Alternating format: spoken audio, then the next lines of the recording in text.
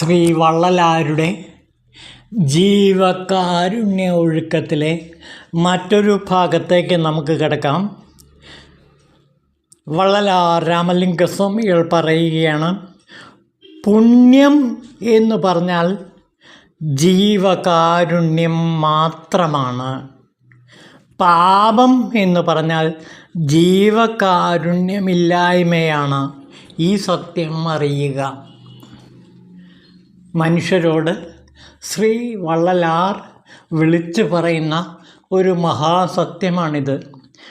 പാപപുണ്യങ്ങൾ എന്താണ് എന്ന് വ്യക്തമാക്കി കൊടുക്കുകയാണ് ശ്രീ വള്ളലാർ. പുണ്യം എന്ന് പറഞ്ഞാൽ ജീവകാരുണ്യമാണ്. അപ്പോൾ ജീവകാരുണ്യം എന്ന് പറയുന്നത് പുണ്യപ്രവൃത്തിയാണ്. അതേസമയം ജീവകാരുണ്യമില്ലായ്മ മഹാപാപവുമാണ്. അപ്പോൾ കാരുണ്യം പുണ്യപ്രവൃത്തിയാണ്. അതുകൊണ്ട് പുണ്യജന്മത്തിലേക്ക് നമ്മെ നയിക്കുന്നു. എന്നാൽ കാരുണ്യമില്ലായ്മ എന്നുള്ളത് ദുർമാർഗമാണ്. ആ ദുർമാർഗത്തിലൂടെ നാം പാപത്തിൽ ചെന്ന് പെടുന്നു.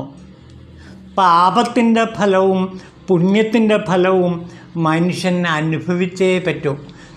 താൻ ചെയ്യുന്ന കർമ്മങ്ങൾ താൻ അനുഭവിച്ചിടുന്നേ വരൂ എന്ന് എഴുത്തച്ഛൻ പാടുന്നുണ്ട്. അപ്പോൾ അവനവൻ ചെയ്യുന്ന പുണ്യപാപകർമ്മങ്ങളുടെ ഫലം അവനവൻ തന്നെ അനുഭവിച്ചേ പറ്റൂ. അതുകൊണ്ട് നീ പുണ്യവാനായിത്തീരുക. പുണ്യവാനാകണമെങ്കിൽ ജീവകാരുണ്യ പ്രവർത്തനങ്ങൾ ചെയ്യണം. മറ്റുള്ളവരുടെ കണ്ണീർ ഒപ്പണം. ഒരു കണ്ണീർക്കണം ഞാൻ പൊഴിക്കവേ ഉദിക്കുകയാണെൻ ആത്മാവിൽ 1000 സൗരമണ്ഡലം എന്ന് 20-ാം നൂറ്റാണ്ടിൻ്റെ ഇതിഹാസത്തിൽ അക്കിത്തം പാടുന്നുണ്ട്. ഒരു കണ്ണീർക്കണം ഞാൻ മറ്റുള്ളവർക്ക് വേണ്ടി പൊഴിക്കുമ്പോൾ എൻ്റെ ആത്മാവിൽ 1000 സൂര്യന്മാർ വിരിയുന്നു. ഇത്രയ്ക്ക് കരുണ, ഇത്രയ്ക്ക് ദയ, ഇത്രയ്ക്ക് ഉദാരത നമ്മുടെ ഹൃദയത്തിനുണ്ടാകണം. അങ്ങനെ ഹൃദയം ഉദാരമാകുമ്പോൾ നമ്മുടെ മനസ്സ് പുണ്യപ്രവൃത്തികൾ മാത്രമേ ചെയ്യുള്ളൂ. വളരെ മനോഹരമായൊരു കവിതയുണ്ട്, ഭൂമി ഗീതങ്ങൾ എന്ന് പറഞ്ഞിട്ടൊരു കവിത. വിശ്വനാരായണ നമ്പൂതിരിയുടേതാണ്. അതിൽ ഭൂമി പറയുന്നൊരു ഭാഗമുണ്ട്. ദുഃഖിക്കുന്ന കുഞ്ഞു ചെടിയോട് ഭൂമിദേവി പറയാണ്, അല്ലയോ കുഞ്ഞെ, നീ ഒട്ടും ദുഃഖിക്കേണ്ട, നിനക്ക് താഴെയുണ്ട് ഉദാരമെൻ മനം. ഉദാരമായ എൻ്റെ മനസ്സ് അല്ലയോ കുഞ്ഞു ചെടിയെ നിൻ്റെ താഴെയുണ്ട്. ആ ഉദാരത, ഭൂമിയുടെ ഉദാരത മനുഷ്യനും സ്വന്തമാക്കിയാൽ അയാൾ പുണ്യവാനാണ്. പിന്നെ പുണ്യലോകത്തിലേക്കാണ് അയാൾ യാത്ര ചെയ്യുക. ഇവിടെ ജനന മരണങ്ങളുമായി ബന്ധപ്പെട്ടിരിക്കുന്നു ഈ കർമ്മസഞ്ചയം. കർമ്മത്തിലൂടെയാണ് ഒരാൾ പുണ്യവും പാപവും നേടുന്നത്. അപ്പോൾ കർമ്മം ശ്രേഷ്ഠമാകുമ്പോൾ അയാൾ പുണ്യം ചെയ്തവനായി മാറുകയും പുണ്യജന്മം നേടുകയും ചെയ്യും. വള്ളലാർ കാര്യം വ്യക്തമാക്കുന്നുണ്ട്. ജീവകാരുണ്യ ഒഴുക്കത്തിൽ വള്ളലാർ പറയുന്നുണ്ട് എങ്ങനെയാണ് ഒരു മനുഷ്യന് ദുഃഖം വരിക എന്ന് അദ്ദേഹം വിശദീകരിക്കുന്നുണ്ട്. അതായത് കഴിഞ്ഞ ജന്മത്തിലെ കർമ്മങ്ങളുടെ ഫലം, ദുഷ്കർമ്മങ്ങളുടെ ഫലമായിട്ട് അയാൾ പാപം ചെയ്തിരിക്കുന്നു.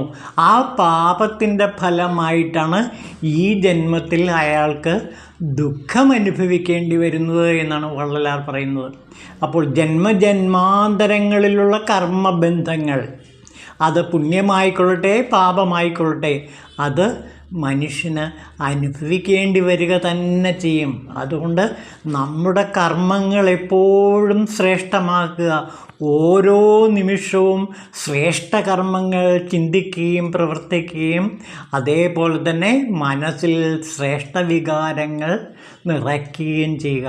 ഇല്ല എങ്കിൽ അത് ദുഷ്കർമ്മത്തിലേക്കും പാപത്തിലേക്കും നയിക്കുകയും ആ പാപജന്മം അടുത്ത ജന്മം എടുക്കുമ്പോൾ പലപ്പോഴും ഈ പാപകർമ്മങ്ങൾ ദുഃഖത്തിൻ്റെ രൂപത്തിൽ ആ ജീവന് അനുഭവിക്കേണ്ടിയും വരും. ഇതാണ് കർമ്മ നിയമം. കർമ്മത്തിൻ്റെ സനാതനമായ നിയമമാണിത്.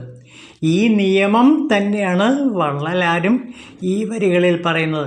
അപ്പോൾ പാപമെന്ന് പറയുന്നതും പുണ്യമെന്ന് പറയുന്നതും ജീവകാരുണ്യവും ജീവകാരുണ്യമില്ലാത്ത ദുർമാർഗവുമാണ്. അപ്പോൾ സത്മാർഗത്തിലൂടെ ചരിക്കുക എന്ന് വള്ളലാർ എപ്പോഴും പറയുന്നത് അതാണ്. സന്മാർഗം എപ്പോഴും നമ്മളെ പുണ്യത്തിലേക്ക് നയിക്കും. ദുർമാർഗം എന്നുള്ളത് നമ്മെ എപ്പോഴും പാപത്തിലേക്ക് നയിക്കും. ഈ പുണ്യപാപങ്ങൾ വരാനിരിക്കുന്ന ജന്മങ്ങളിൽ ദുഃഖമായിട്ടും സന്തോഷമായിട്ടും നമ്മുടെ ജീവിതത്തിൽ പ്രതിഫലിക്കും. അപ്പോൾ നന്മയും തിന്മയും എല്ലാം തന്നെ ഓരോരുത്തരുടെ കർമ്മത്തിൻ്റെ ഫലമാണ്. ഈ സത്യം മനസ്സിലാക്കി കഴിഞ്ഞാൽ ഒരാൾ ജീവകാരുണ്യത്തിൽ മുഴുകി ജീവിക്കുക തന്നെ ചെയ്യുമെന്നാണ് വള്ളലാർ പറയുന്നത്. അപ്പോൾ പുണ്യം എന്ന് പറഞ്ഞാൽ ജീവകാരുണ്യമാണ്. പാപം എന്ന് പറഞ്ഞാൽ ജീവകാരുണ്യമില്ലായ്മയാണ്. അതായത് ദുർമാർഗിയായ ഒരുത്തൻ എപ്പോഴും പാപത്തിൽ മുഴുകിക്കഴിയുന്നു, പാപത്തിൽ ജീവിക്കുന്നു. പിന്നെ പുനർജനിപ്പിക്കുമ്പോഴും അയാൾ പാപിയായി തന്നെ ജനിക്കുന്നു.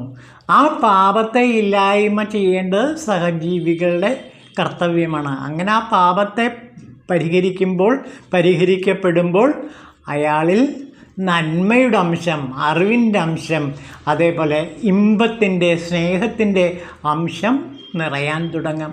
അങ്ങനെ ദുർമാർഗിയെ സന്മാർഗത്തിലേക്ക് നയിക്കാൻ സഹജീവികൾക്ക് കഴിയണം. അതാണ് ജീവകാരുണ്യത്തിൻ്റെ ഫലസമാപ്തി. അപ്പോൾ ദുർമാർഗത്തിൽ നിന്ന് സന്മാർഗത്തിലേക്കുള്ള പ്രയാണത്തിന് ഒരാളെ സഹായിക്കുന്നത് ജീവകാരുണ്യമാണ്. ഇത് നമുക്ക് കൂടി നൽകുന്ന ഒരു ഉപദേശമാണ്. നാം ഒരു ജീവകാരുണ്യ പ്രവൃത്തി ചെയ്യുമ്പോൾ നമ്മുടെ പാപസഞ്ചയം കഴുകിക്കളയുകയാണ് ചെയ്യുന്നത്. നാം സ്വരുക്കൂട്ടിയ ഈ ജന്മത്തിലായിക്കൊള്ളട്ടെ കഴിഞ്ഞ ജന്മത്തിലായിക്കൊള്ളട്ടെ നാം സ്വരുക്കൂട്ടിയ പാപകർമ്മങ്ങളുടെ ഫലമത്രയും ഈ ജീവകാരുണ്യ പ്രവൃത്തിയിലൂടെ നാം കഴുകിക്കളഞ്ഞ് നാം സന്മാർഗത്തിലേക്ക്, ആ പാപഫലത്തിൽ നിന്ന് മുക്തി നേടുകയാണ് ചെയ്യുന്നത്. അപ്പോൾ ജീവകാരുണ്യ പ്രവർത്തനത്തിലൂടെ മാത്രമേ ഒരാൾക്ക് അയാളുടെ കർമ്മത്തെ ഏറ്റവും വിശുദ്ധമാക്കാൻ കഴിയൂ. അങ്ങനെ കർമ്മവിശുദ്ധി നേടിയ ഒരാൾക്ക് മാത്രമേ പിന്നീട് വരുന്ന ജന്മങ്ങൾ സന്തോഷഭരിതമായി സമാധാനപൂർണ്ണമായി തീരുകയുള്ളൂ. അല്ല എങ്കിൽ ആ ജന്മത്തിൽ അയാൾ പണ്ട് ചെയ്ത ദുഷ്കർമ്മങ്ങളുടെ ഫലം ദുഃഖരൂപത്തിൽ, അതേപോലെ വേദനയുടെ രൂപത്തിൽ, കഷ്ടപ്പാടിൻ്റെ രൂപത്തിൽ അയാളെ പിന്തുടരും.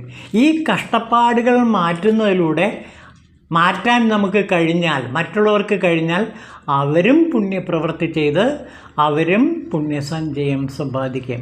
അതെല്ലാം തന്നെ അവരുടെ ജീവിതത്തെ സഫലമാക്കും. അപ്പോൾ ഇവിടെ പറയുന്ന വളരെ പ്രധാനപ്പെട്ട ഒരു കാര്യം ഇത് മാത്രമാണ്. അതായത് കാരുണ്യവാനാകുക, ദയാലുവാകുക, ഉദാര മനസ്സുള്ളവനായി തീരുക. നിനക്ക് താഴെയുണ്ട് ഉദാരമൻ മനം എന്ന കവിയുടെ വചനം ഭൂമിയുടെ വചനമാണ്, ഭൂമിഗീതമാണത്. നിനക്ക് താഴെയുണ്ട് ഉദാരമൻ മനം. ഇത് തന്നെയാണ് ശാന്തി പർവ്വത്തിൽ, മഹാഭാരതം ശാന്തി പർവ്വതത്തിൽ വേദവ്യാസൻ പറയുന്നത്. നോക്കൂ, ആഹാരേ നിദ്രയേ മൈഥുനയേ എന്ന് പറയുന്ന ഒരു ശ്ലോകമുണ്ട്. അതിൻ്റെ മലയാള അർത്ഥം നമുക്ക് നോക്കാം. ആഹാരം, നിദ്ര, ഭയം, മൈഥുനം ഇവ മനുഷ്യർക്കും പശുക്കൾക്കും ഒരുപോലെയുണ്ട്. ധർമ്മം എന്നുള്ളത് തന്നെയാണ് മനുഷ്യർക്കും പശുക്കൾക്കും തമ്മിലുള്ള ഭേദം. കണ്ടോ? അപ്പോൾ ധർമ്മചിന്തയാണ് പശുവിൽ നിന്ന് മനുഷ്യനെ വേർതിരിക്കുന്ന പ്രധാന ഘടകം. ധർമ്മമില്ലാത്തവൻ പശുവിന് തുല്യനാണ്. ഇതാണ് മഹാഭാരതം ശാന്തി പർവ്വത്തിൽ പറയുന്നത്. അപ്പോൾ ധർമ്മം അതായത് ജീവകാരുണ്യം, ധർമ്മം അതായത് സന്മാർഗം, അതുതന്നെയാണ് വള്ളലാരും പറയുന്നത്. ധർമ്മത്തിന് അദ്ദേഹം കൊടുക്കുന്ന മറ്റൊരു പേരാണ് സന്മാർഗം എന്നുള്ളത്. സത്തായ മാർഗം, നല്ല മാർഗം. ഈ സന്മാർഗം തന്നെയാണ് ധർമ്മം. അപ്പോൾ വേദവ്യാസൻ പറയുന്ന ധർമ്മത്തെ ആധുനിക മനുഷ്യർക്ക് മനസ്സിലാക്കാൻ വേണ്ടിയിട്ട് വള്ളലാർ സ്വാമികൾ അതിനെ സന്മാർഗം എന്ന് വിശേഷിപ്പിക്കുന്നു. സന്മാർഗത്തിലൂടെ, ജീവകാരുണ്യത്തിലൂടെ ഒരാൾക്ക് എപ്പോഴും ഉന്നതിയെ പ്രാപിക്കാൻ, സാക്ഷാൽ ശിവനെ തന്നെ പ്രാപിക്കാൻ, ശിവനായിത്തീരാൻ തന്നെ കഴിയുമെന്നാണ് വള്ളലാർ സ്വാമികൾ പറയുന്നത്. ഇത് തന്നെയാണ് എല്ലാ മതവിഭാഗങ്ങളിലും പറയുന്നത്. ഒരു സുപ്രസിദ്ധനായ ഒരു സൂഫി മിസ്റ്റിക് ഉണ്ടായിരുന്നു. അദ്ദേഹത്തിൻ്റെ പേര് ജലാലുദ്ദീൻ റൂമി എന്നാണ്. ഈ സൂഫി മിസ്റ്റിക്കിൻ്റെ കവിത വളരെ ശ്രേഷ്ഠമായ കവിതകളാണ്. ആ സൂഫി മിസ്റ്റിക് പാടുന്നത് കേൾക്കുക. ഞാൻ അതിൻ്റെ മലയാളം തർജ്ജമ മാത്രമേ വായിക്കുന്നുള്ളൂ. ഞാൻ ലോഹധാതുവായി മരിച്ചു, സസ്യമായി ഞാൻ മരിച്ചു, മൃഗമായി ഞാൻ മരിച്ചു, ഞാൻ മൃഗമായി മരിച്ചു, മനുഷ്യനായി പിന്നെ ജീവിച്ചു. എന്തിനു പേടിക്കണം? മരണം കൊണ്ട് എന്തു നഷ്ടം വന്നു? ഇനിയും മനുഷ്യനായി ഞാൻ മരിക്കും. ദേവദൂതന്മാരുടെ കൂടെ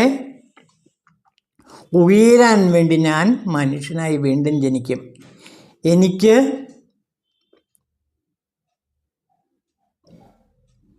ഇവിടെ നിന്ന് പോകണം, ഈശ്വരനിലേക്ക് എത്തിച്ചേരണം. എല്ലാം നശിക്കും, ഈശ്വരൻ ഒഴികെ. എൻ്റെ ജന്മഗ്രഹമായ ഈശ്വരഗ്രഹത്തിലേക്ക് എനിക്ക് എത്തിച്ചേരണം. ദേവദൂത ജന്മവും ത്യജിക്കുമ്പോൾ മനസ്സ് ഒരിക്കലും സങ്കല്പിക്കാത്ത ഒന്നാവും ഞാൻ. പിന്നെ ഞാനില്ലാതാവും. എൻ്റെ ഇല്ലായ്മ മധുരസ്വരത്തിൽ പ്രഖ്യാപിക്കുന്നു. പരമേശ്വരനിലേക്ക് ഞാൻ തിരിച്ചു പോകും. എൻ്റെ ജന്മഗ്രഹത്തിലേക്ക് ഞാൻ തിരിച്ചു പോകുമെന്നാണ് ആ സുപ്രസിദ്ധ സൂഫി മിസ്റ്റിക്കായ ജലാലുദ്ദീൻ റൂമി പാടുന്നത്. ഇത് തന്നെയാണ് എല്ലാ വേദഗ്രന്ഥങ്ങളുടെയും പൊരുൾ.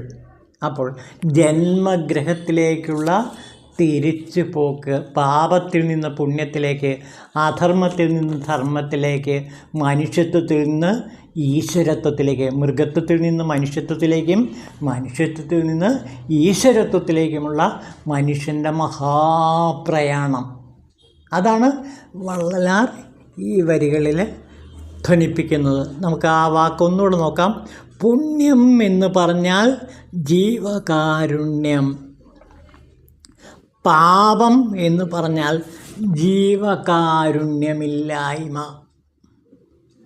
ഈ സത്യം ജീവിതത്തിൽ നടപ്പിലാക്കുന്ന ആരോ അയാൾ സന്മാർഗിയായിരിക്കും, ശിവദൂതനായിരിക്കും, ശിവഭൂതഗണങ്ങളിലെ നായകനായിരിക്കും, സാക്ഷാൽ ശിവൻ തന്നെയായി പരിണമിക്കുകയും ചെയ്യും.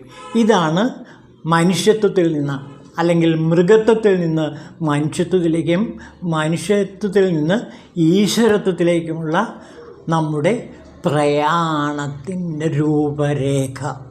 ഈ സത്യം മനസ്സിലാക്കുന്ന ഒരാൾ ജീവിതത്തിൻ്റെ ആത്യന്തികമായ അർത്ഥതലങ്ങളും ഭാവതലങ്ങളും സ്വന്തമാക്കി ജീവകാരുണ്യത്തിലൂടെ പരമേശ്വരനിലേക്ക്, നമ്മുടെ ജന്മഗൃഹത്തിലേക്ക് എത്തിച്ചേരുന്ന ഒരു ദിവ്യമായ അവസ്ഥ, അതായത് സൂപ്പർമാനായി മാറുന്ന ഒരവസ്ഥയെക്കുറിച്ച് മഹർഷി അരവിന്ദൻ ലൈഫ് ഡിവൈനിൽ പറയുന്നുണ്ട്. ആ സത്യമാണ് മനുഷ്യൻ ഈശ്വരനായി, സൂപ്പർമാനായി മാറുന്ന ഒരവസ്ഥയിലേക്കാണ് ഈ പരിണാമം നമ്മെ കൊണ്ടെത്തിക്കുന്നത്. അപ്പോൾ ഈ പരിണാമത്തിൽ എപ്പോഴും നാം പങ്കാളിയാകുക. അതിനുവേണ്ടി ജീവകാരുണ്യം ജീവിതത്തിൻ്റെ പ്രാണവായുവാക്കി മാറ്റുക. ഭൂമിദേവി നമ്മോട് പറയുന്നതാണ്, നിനക്ക് താഴെയുണ്ട് ഉദാരമെൻ മനം. ഓം ശിവായ നമഃ.